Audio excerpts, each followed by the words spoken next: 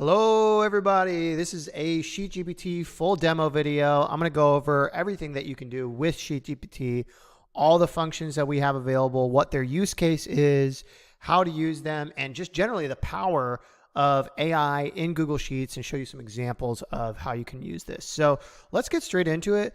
I'm going to be talking mostly about the functions that we can do within SheetGPT, but when you buy SheetGPT, you basically have all of these different options of ways that you can interact with your data or create new data within your spreadsheet. So the core two functions are the AI function and the GPT-4 function. They both do the same thing. You can basically ask AI a prompt. So imagine if you're talking to ChatGPT, you type a prompt.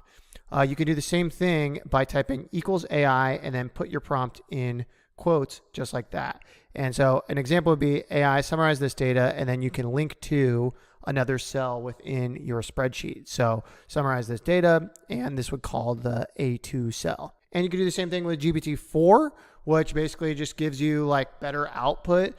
This is only available if you bought the version with GPT-4 in it. So make sure that you buy that version if you want to use GPT-4. Now, some of these other ones, these are all more based on using web browsing within SheetGPT. So you can visit a specific URL, and what that does is it'll return all of the page content. I'll show you what that looks like in a second. You can go to the search engines, type your search query, and get a table of the top 20 results from the search engines, and along with just general page data, which I'll show you all this in just a second. But let's go ahead and get started with a very simple example. And then later I'll show you a more advanced example that actually uses some of these web browsing features. So just to use the AI example for a super simple example, let's say we have a list of keywords. Let's say we have a running shoe website and we want to rank for more keywords for running shoes. We have basically best running shoes for a bunch of different things. Let's go ahead and use AI to help us write an article for all of these different keywords. So what we could do is type in article title, and we could ask AI, write me an SEO optimized article title that includes this exact keyword, blah, blah, blah. You can make that however you want in terms of like what you're actually asking the AI, but I'm just making this super simple. So we're going to ask that for that first cell. So we have that there. And what we can do is now if you go in this bottom right corner, you can actually double click that, and it's going to go through the entire list and just automatically create an article title for every single one of those keywords. So it's super helpful to basically create AI content at scale for all of the data that you already have in a spreadsheet. So it's super, super helpful for that. Now, this is pretty much done. Okay, we got all of these. We got one error, and sometimes that will happen. So you'll basically just go in there, add an extra space or something, and then rerun it, and it should be fine. So now we have all of our titles. We could do the exact same thing with the article introduction and do the same thing and ask AI to write an article introduction for all of these. So you can basically build a bunch of AI content at scale, all with this SheetGPT software. Now, obviously this is a simple example and you might want to curate this better, but the nice thing is that it's super, super open for whatever your idea is. So you can prompt it exactly how you want and get the AI to respond with how you want, just like you can in ChatGPT, but do that at scale in Google Sheets. So that is the main benefit. I'm going to go over some other stuff though. But before I do, this is super, super important. So listen up. This is extremely important if you're using this tool. So whenever you're creating with AI, you want to do it on an optimal budget, right? So whenever you create something with AI, go ahead and like get the whole section, Control C to copy it, and then Control Shift V to paste as values. Otherwise, what's going to happen is when you come back to the sheet, like in a couple days or something, it might reload some of the AI data, and then you get charged twice basically for the same thing that you've already been doing. So always remember Control C, Control Shift V. And I think if you're on Mac, it's like Command Shift V. If you don't know that, go to Edit, Paste Special, Values Only, and it'll show you the keyboard shortcut.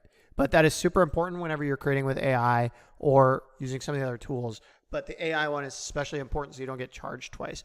Okay, now let's go over some of the web browsing features that you can do within SheetGPT, because this is a huge, huge feature that pretty much no one else offers, and it's extremely, extremely valuable. So I'm going to first show you the visit function, and then we'll go over some of these other ones. So the visit function, basically, the easiest way is just to show you what it is. So when you go to a site, so equals visit, and then you put in a URL in between quotes, what it's going to do is it's going to return all of the page content on that page. And if I were to go to this actual website, it's all of the same exact content that you see here. Sometimes you'll see, and I'm going to paste as values again, Control-Shift-V. There's going to be some stuff like logo. It's going to return some like stuff that's not necessarily necessary, but that's just the nature of like web scraping. Now, in some of your ChatGPT prompts, you might be asking ChatGPT to go to a website and do something for you. So you might say, hey, ChatGPT, go to this website and summarize the content on the page. What you could do is the exact same thing now within Google Sheets. So you could say, AI, summarize this, and then just link to the cell. And now I just paste that as values again, but you can kind of see exactly what it just said right there. So pretty helpful. And it's a way to basically interact with live data on the web for whatever page URL you want. Now, I'm going to show you a little bit more advanced use case. So let's say we use the SERP function, which is the search engine result page. It's going to grab the top 20 results specifically on DuckDuckGo, but for any search term. So let's stay within that niche of best running shoes for men, and let's go ahead and call that. Now, what it's going to do is return the title, the description, and then the URL. So now we have all of the top results from the search engines in a nice formatted list. And what we could do again is copy, paste as values. And the reason we would do that is because if we, did undo on an accident, it would get rid of some of that data. But also if we deleted that first one, it deletes all of them because that's where the function is. So again, copying and pasting as values, super helpful for this situation as well. So now what we're going to do is get page data, and I'm going to just basically show you how this looks. And you can do this for a variety of URLs. So I'm going to just do it for the first few here and go ahead and just call that. So page data, and then gave it a list of URLs. And you could just type in the URLs with commas in between them too. And I'll show you that in a second. And this is a really, really cool function. And what this did, well, actually, let me show you another little tip here. So if it reloads and there's like huge cells here, what you can do is click on the topmost cell, scroll down a little bit, and then hold shift and click that one, and then just make it slightly smaller, and then it's going to be a lot easier to read the data.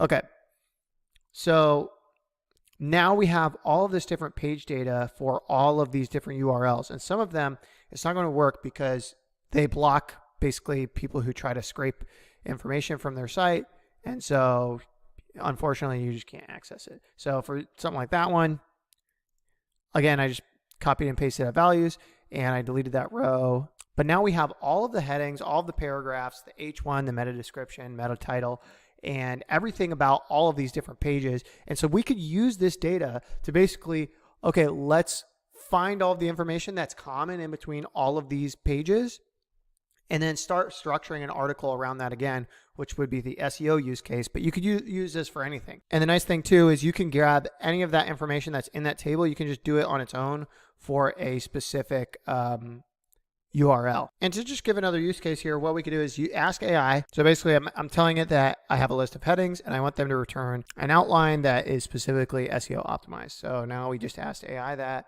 and we can see what they say. And now we have an optimized SEO outline based on real data that is already ranking on the search engine. So really cool and super helpful for SEO purposes. And I'm just from the SEO world, so that's kind of where my mind goes. But there's so many use cases that I've thought of for this to be able to like basically analyze your data in bulk using AI. So it's really helpful. And like creating your own data sets is a whole other video I could go over, where you're basically like, let's say you have a little bit of a data set, you can enrich that data so much by basically asking or giving some of that data to the AI and prompting around that and being able to create a more unique data set. And again, that goes back to SEO. You could do some programmatic SEO by creating a really unique data set using this tool. So anyways, that's it. I'm going to stop the video there, but hopefully this was helpful and you start to see the value that comes with SheetGPT. Anyways, that's it.